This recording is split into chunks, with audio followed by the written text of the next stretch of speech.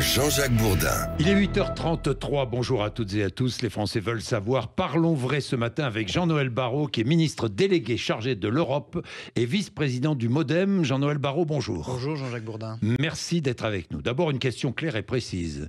La députée européenne Valérie Hayer conduira-t-elle la liste Renaissance MoDem Horizon aux élections européennes? Valérie Hayer, elle cumule toutes les qualités. Elle est enracinée dans son territoire natal de la Mayenne. Elle est rompue à l'exercice des responsabilités puisqu'aujourd'hui, elle préside un groupe de plus de 100 députés issus de 24 nationalités au Parlement européen. Et puis surtout, c'est une femme engagée avec la majorité présidentielle, mais aussi dans son mandat parce qu'elle a beaucoup travaillé, ce qui n'est pas tout à fait le cas de ses adversaires dans cette campagne. Fille d'agricultrice. Petite fille d'agriculteur. Petite fille d'agriculteur. Pourquoi est-ce un bon choix ? Je vous l'ai dit, elle cumule toutes les qualités et je voudrais revenir sur la troisième. Engagée dans la majorité présidentielle, mais aussi dans son mandat. Elle a fait honneur au mandat que les Français lui ont confié il y a 5 ans lors des dernières élections présidentielles. Ce qui n'est pas le cas, par exemple, de M. Bardella. Quand Mme Hayer produisait 80 rapports en 5 ans, M. Bardella n'en produisait aucun. Donc elle sera la candidate. Je le souhaite. Non. Ne me dites pas. Elle le sera dès lors qu'elle aura été officialisée. Nous avons un meeting dans quelques jours. C'est quand l'officialisation? Ce sera sans doute dans la semaine. Dans la semaine, donc dans la semaine, officialisation de Valérie Hayer. C'est vous qui le dites. Non, c'est pas. non, mais c'est pas moi qui le dis, mais c'est la réalité. C'est sans doute ce qui va se produire. Oui. Ce qui va se produire. Bon. Aujourd'hui, réunion à Paris importante à propos de la guerre entre l'Ukraine et la Russie. Je vais y revenir. Selon Volodymyr Zelensky, 31 000 militaires ukrainiens ont été tués depuis 2 ans. La victoire de l'Ukraine dépend de l'Europe. Alors, est-ce que vous souhaitez la victoire de l'Ukraine, donc la défaite de la Russie? Que les choses soient claires? Que les choses soient claires, l'Ukraine ne doit et ne peut pas perdre cette guerre. Parce qu'en réalité, donc la Russie doit la perdre. En résistant à l'envahisseur russe, doit la perdre. Donc la Russie doit la perdre. Et je dois dire que à ce stade, la Russie est en échec. Il y a 2 ans, lorsque Vladimir Poutine a lancé cette guerre d'agression contre l'Ukraine, il l'a présentée comme une opération spéciale qui allait durer quelques semaines seulement. Et les soldats russes qui sont partis au front avaient dans leur pactage leur costume de parade qu'ils comptaient arborer fièrement quelques semaines plus tard à Kiev. C'est un échec car le peuple ukrainien résiste depuis 2 ans avec le soutien de l'Union européenne, des États-Unis. Alors je vais y venir. 17h aujourd'hui à l'Elysée, conférence de soutien à l'Ukraine à l'initiative d'Emmanuel Macron. Seront réunis, je parlais de 17e, en fait 17 chefs d'État et de gouvernement européens ainsi que des représentants des États-Unis, du Canada, de Grande-Bretagne, de la Suède. L'objectif, c'est mobiliser évidemment l'Europe contre la Russie, mettre la Russie en échec, faire tout ce qui est nécessaire pour mettre la Russie en échec. C'est bien ce que vous dites, c'est ce que dit le communiqué de l'Élysée. Donc la défaite de la Russie, accélérer les soutiens financiers et militaires à l'Ukraine, 50 milliards d'euros d'aide déjà. Civile, oui. D'aide promise, 50 milliards d'euros d'aide qui sont promises à l'Ukraine. Mais la France n'est que le 15e donateur. La France a fait beaucoup pour l'Ukraine. 15e seulement. Mais 15e sur quels critères? L'Union européenne, c'est à peu près 90 milliards d'euros, tout compris, en aide civile, avec 50 milliards d'euros qui ont été engagés il y a quelques semaines, au mois de février, par les chefs d'État et de gouvernement, et puis de l'aide militaire. Quant à la France, c'est évidemment de l'aide militaire, 3 milliards d'euros en 2022-2023, et 3 milliards d'euros annoncés la semaine dernière par le président de la République, à l'occasion de la visite de Volodymyr Zelensky, pour l'année 2024. Alors remarque, que font et que l'opposition, pourquoi est-ce que le Parlement français n'est pas consulté lorsqu'il s'agit d'aider l'Ukraine? Le Parlement est largement consulté. Il a eu l'occasion d'en débattre, il a eu l'occasion de poser des questions au gouvernement, il a eu l'occasion aussi de se déplacer en Ukraine et c'est une très bonne chose. Donc le Parlement français, ses commissions des affaires étrangères, des affaires européennes, est constamment tenu au courant. Décide d'envoyer d'aider l'Ukraine, plusieurs milliards d'aides à l'Ukraine, sans que les Français ne soient consultés.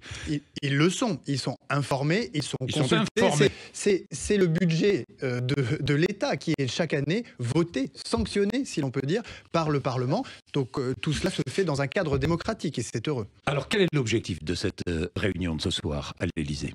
C'est de prendre acte du durcissement de la position du régime de Poutine. Nous sommes à nous sommes à un nouveau tournant 2 ans après. Nous avons constaté que depuis quelques mois, à la fois sur le champ de bataille, mais aussi dans d'autres champs de conflictualité, et notamment l'espace informationnel, le cyberespace, la position de Vladimir Poutine s'est durcie, que désormais la Russie de Vladimir Poutine cible nos intérêts avec des campagnes de désinformation je vais y venir, qui touchent nos démocraties, et qu'il nous faut donc réagir et ne surtout pas détourner les yeux alors que nous entrons dans la 3e année de la guerre. L'Europe doit maintenant s'armer plus. Elle doit évidemment poursuivre son réarmement. Réarmement. Est-ce qu'elle doit s'armer plus? Oui, se réarmer plus, si vous voulez. Bien sûr, mais il faut quand même constater que depuis construire au plus vite une défense européenne. Depuis un an, nous avons doublé notre capacité de production d'obus de 155 mm. Donc l'Europe a déjà entamé son réarmement militaire. Il faut que nous puissions aller plus loin. Il faut que nous puissions à la fois sur le plan de la coordination de nos forces, mais aussi sur notre production industrielle, aller plus loin, et ça fait partie des sujets qui seront abordés ce soir. Jean-Noël Barrot, est-ce que Moscou nous menace? Bien sûr, en nous ciblant... Aujourd'hui, Moscou nous menace.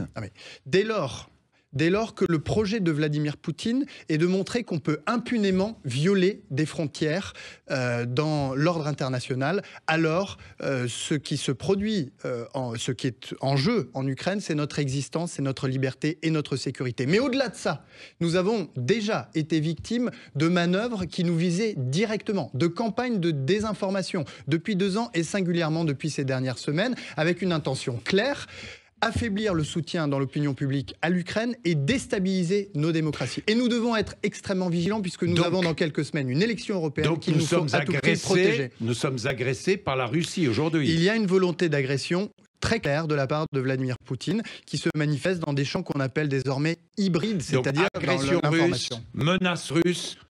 Sommes-nous en guerre? Sommes-nous en guerre contre la Russie? Pas officiellement. Nous sommes les cibles d'une volonté d'agression manifeste de la part de Vladimir Poutine, qui déploie un certain nombre de manœuvres subversion en France, pour affaiblir le soutien des Français au peuple ukrainien, pour déstabiliser notre démocratie. Comment vous savez, on l'a vu il y a quelques mois, par exemple, en Slovaquie, où pendant la période de silence électoral, vous savez, les 48 heures qui précèdent le scrutin, un hypertrucage, un deepfake a été diffusé massivement, qui figurait l'un des candidats en montrant qu'il était en train de vouloir subvertir le scrutin. Et cette deepfake est très certainement, même si ça n'a pas encore été attribué, d'origine russe, et a pour vocation d'altérer la sincérité. Alors les services secrets français sont en alerte, j'imagine. Quand on s'en prend, à un scrutin, aux élections, eh bien, c'est pour affaiblir la démocratie. Est-ce que les Russes pourraient s'en prendre aux élections européennes, aux prochaines élections européennes? C'est sans doute leur intention, et nous allons y faire échec. Les services secrets sont en alerte. Nous avons un service qui s'appelle Viginum et que le président de la République a créé en 2021, dont l'objectif est de détecter et, comme on dit dans le jargon, d'attribuer les manœuvres informationnelles. C'est ainsi que... Des manœuvres ont été détectées, là? Bien sûr, il y a 2 semaines, le ministre des Affaires étrangères, Stéphane Séjourné, a révélé l'existence de 193 sites internet dormants et prêts à diffuser massivement des fausses nouvelles, par exemple, à l'approche d'une élection européenne. Est-ce que la Russie a des complices en France? Politiques. Est-ce que la Russie a des complices politiques en France? La Russie a des alliés objectifs, celles et ceux qui, depuis le début de cette guerre, refusent... Vous n'êtes pas complices. Celles et ceux qui refusent de condamner l'agression russe en Ukraine, celles et ceux qui refusent de soutenir le soutien aux Ukrainiens, à la fois dans le domaine civil, humanitaire et militaire. Bref, ceux qui continuent de miser sur une forme de bienveillance de Vladimir Poutine, et c'est irresponsable. Je pense évidemment au Rassemblement national. À Nicolas Dupont-Aignan, Rassemblement national et d'autres. L'extrême droite notamment, qui reste fascinée par Vladimir Poutine. qui reste fasciné par Vladimir Poutine. Donc traître à la patrie, qui en tout cas ne rendent pas service à la France, puisque je le redis, le combat des Ukrainiens, c'est le nôtre, et ce qui se joue sur la ligne de front aujourd'hui en Ukraine, c'est notre existence, notre sécurité et notre liberté. Si l'Ukraine tombe, est-ce que l'Europe risque de tomber? Si l'Ukraine tombe, la ligne de front se déplacera à l'ouest. Comme l'a dit Volodymyr Zelensky il y a quelques jours, les dictateurs ne prennent pas de vacances et donc il faut s'attendre à ce que Vladimir Poutine, après avoir violé les frontières de l'Ukraine, en viole d'autres, les pays baltes, la Pologne. C'est donc l'Union européenne qui sera touchée directement.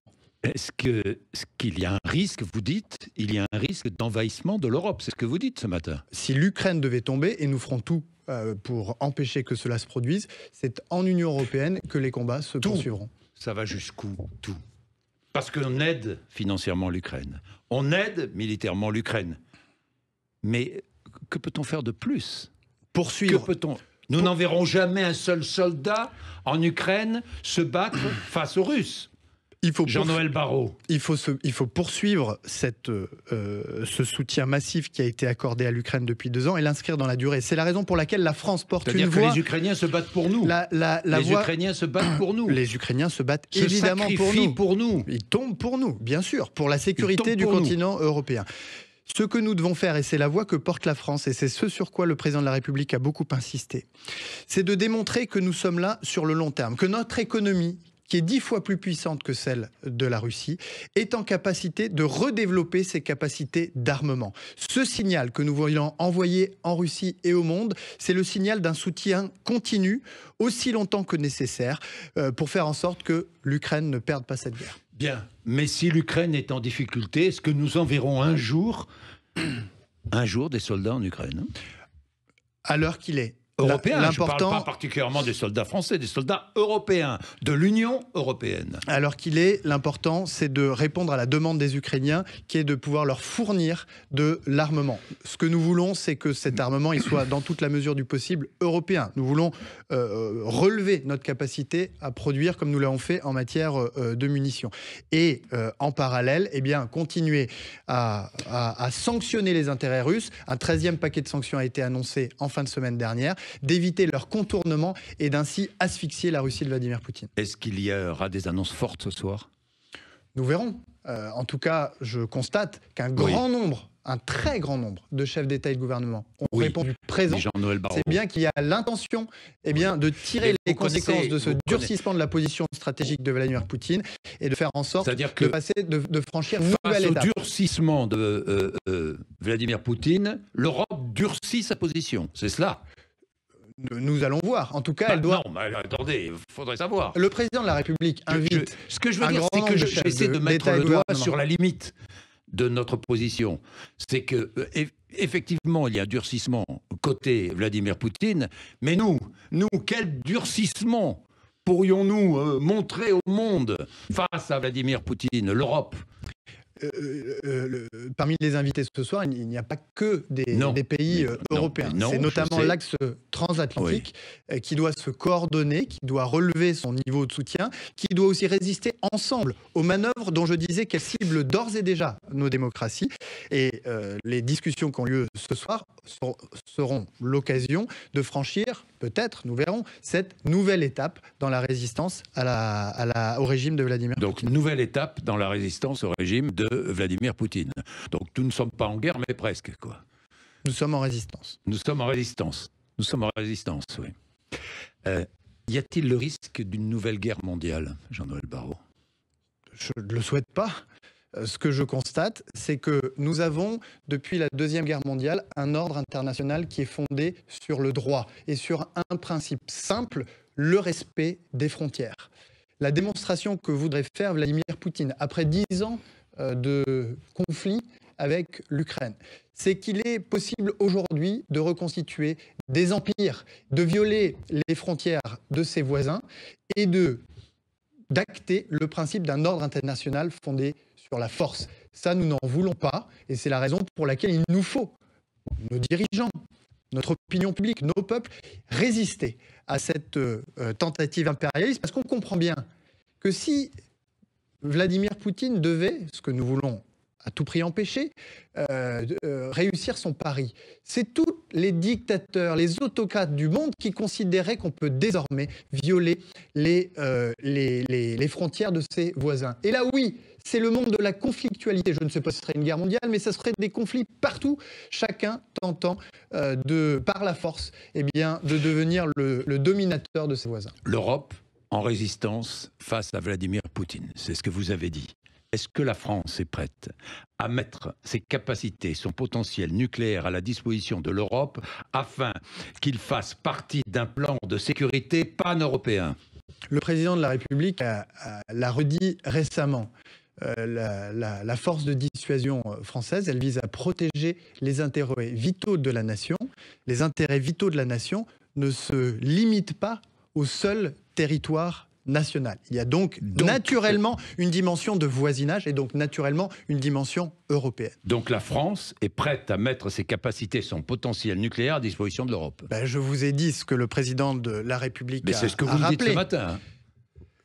Le président l'a dit, les intérêts vitaux de la nation, on le comprend bien, ne se limitent pas aux frontières administratives du territoire national. Donc si un pays de l'Union européenne était attaqué par la Russie, par exemple, de Vladimir Poutine, la France pourrait même utiliser son arme nucléaire de dissuasion. En matière de dissuasion, oui. On ne sort d'une forme d'ambiguïté qu'à son détriment. Je ne suis pas le ministre des Armées ni le président de la République. Il s'est exprimé en dessinant les contours de ce qu'est notre force de dissuasion. Quelles conséquences aurait selon vous la victoire de l'extrême droite le 9 juin ? Une conséquence très simple, c'est l'enlisement définitif de l'Union européenne et, par voie de conséquence, son incapacité à se coordonner pour, en soutien au peuple ukrainien, faire échec à Vladimir Poutine.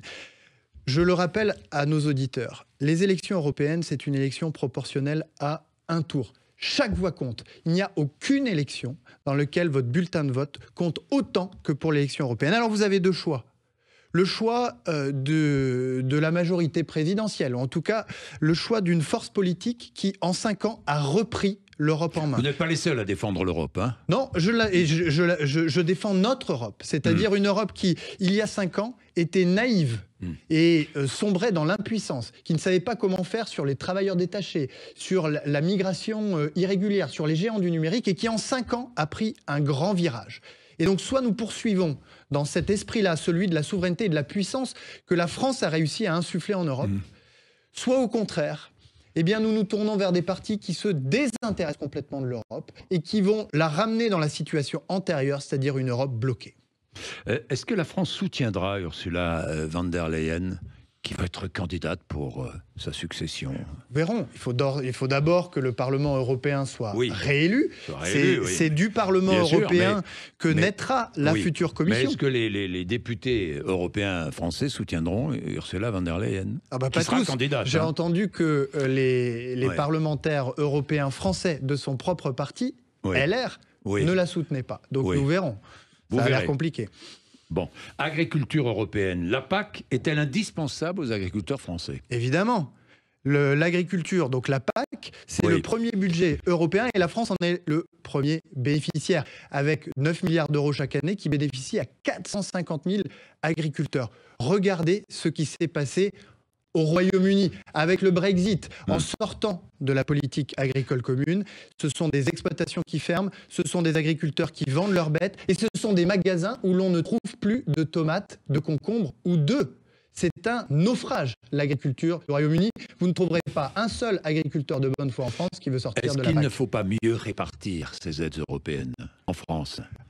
Ces aides de la PAC, qui sont injustes dans la répartition. C'est ce que j'entends chez beaucoup d'agriculteurs. Attendez, la politique agricole commune, c'est un instrument très puissant, mais il est évidemment perfectible. Il faut notamment débureaucratiser la PAC. C'est d'ailleurs ce pourquoi la France, le président de la République, le ministre de l'Agriculture ont demandé à la Commission des mesures de simplification. Elles ont été présentées en fin de semaine dernière. Elles seront discutées aujourd'hui. Notre ministre de l'Agriculture sera à Bruxelles pour commenter, ou en tout cas donner l'avis de la France sur les propositions qui ont été faites et demander à aller plus loin. Parce qu'il faut aller plus loin. Il faut la simplifier, il faut diminuer le nombre de contrôles, il faut tenir compte de la réalité des agriculteurs sur les règles concernant la PAC et notamment les prairies. Il faut que lorsqu'il y a des catastrophes naturelles, les fonds puissent être débloqués plus vite. La Commission a enfin compris, elle a apporté un certain nombre, elle a mis un certain nombre de propositions sur la table. Nous allons donner notre avis sur celle-ci aujourd'hui à Bruxelles par la voix de Marc Fesneau. Les accords de libre-échange sont-ils indispensables, Jean-Noël Barrot? Bien évidemment qu'ils sont indispensables. Regardez. Donc vous êtes favorable aux accords de libre-échange? Je suis favorable aux accords. Que tout soit clair. Je suis favorable au commerce. Le commerce est indispensable pour l'agriculture française, qui est une agriculture exportatrice. Regardez celui que nous avons signé avec le Canada. C'est plus de 50% d'exportation supplémentaire. Le CETA, c'est formidable. Ceci étant dit, désormais, il nous faut, lorsque nous signons des accords de commerce, obtenir des garanties de réciprocité. Ça n'est pas le cas, par exemple, du traité avec le Mercosur qui a été négocié il y a 20 ans. Et c'est la raison pour laquelle le président de la République a dit que nous ne pouvions pas le signer en l'état. C'est le cas, en revanche, de l'accord avec la Nouvelle-Zélande que nous venons de signer et qui est un très bon accord. Donc il faut, bien sûr, poursuivre la signature d'accords de commerce. C'est indispensable pour nos agriculteurs, ce sont leurs débouchés, mais il faut que ces accords incorporent le principe fondamental de réciprocité. On ne peut pas accepter en Europe des produits fabriqués dans des conditions que nous n'acceptons pas. Puisqu'on parle des agriculteurs, Jean-Noël Barrot, là je m'adresse au vice-président du MoDem, Jean-Noël Barrot. J'ai entendu le Premier ministre nous dire à l'Assemblée nationale, tu casses, tu paies. Mais faut-il appliquer cette règle aux agriculteurs? Tu casses, tu paies. Je crois que traditionnellement, les agriculteurs, les paysans sont particulièrement respectueux. Il leur arrive de manifester. Non. Il leur arrive de manifester leur colère. Moi, je vous dis, ce que l'on veut appliquer aux délinquants, à juste raison, tu casses, tu paies, est-ce qu'on doit appliquer la même règle aux agriculteurs? La loi s'applique à tout le monde. Donc, même règle aux agriculteurs. Tu casses, tu paies. La loi s'applique à tout le monde. Le principe qui est celui de la responsabilité que le Premier ministre a évoqué. Donc quand le samedi matin, il y a des agriculteurs qui cassent le stand de l'Union européenne, certains stands, et notamment de l'Union européenne, je voulais en venir. Ce sont ces agriculteurs qui doivent payer. Je regrette en tout cas que ce stand ait été détruit. Je pense qu'on peut manifester son opinion, y compris sa colère, sans aller jusqu'à détruire les stands. C'est la loi qui s'applique. Lorsqu'il y a des dommages... Tu casses, tu paies. Enfin, c'est un nom un peu générique. J'imagine qu'il y a bien, effectivement, dans cette affaire-là, des responsables... Des casseurs, oui, des mais agriculteurs vous casseurs. savez, dans ces cas-là, on est dans l'état de droit. On est dans l'état de droit. Je suis bien d'accord, mais c'est très facile de dire à un délinquant tu casses, tu paies. C'est moins facile de dire à un agriculteur tu casses, tu paies. Vous l'avez compris, et vous savez bien. Je crois qu'il faut effectivement faire un peu la part des choses. Il y a dans le mouvement agricole et la colère paysanne qui a touché la France, mais aussi beaucoup d'autres pays européens, des revendications qui viennent de loin, une souffrance qui vient de loin et à laquelle il faut accorder une forme de considération. Le pacte asile-immigration, je vais terminer avec cela.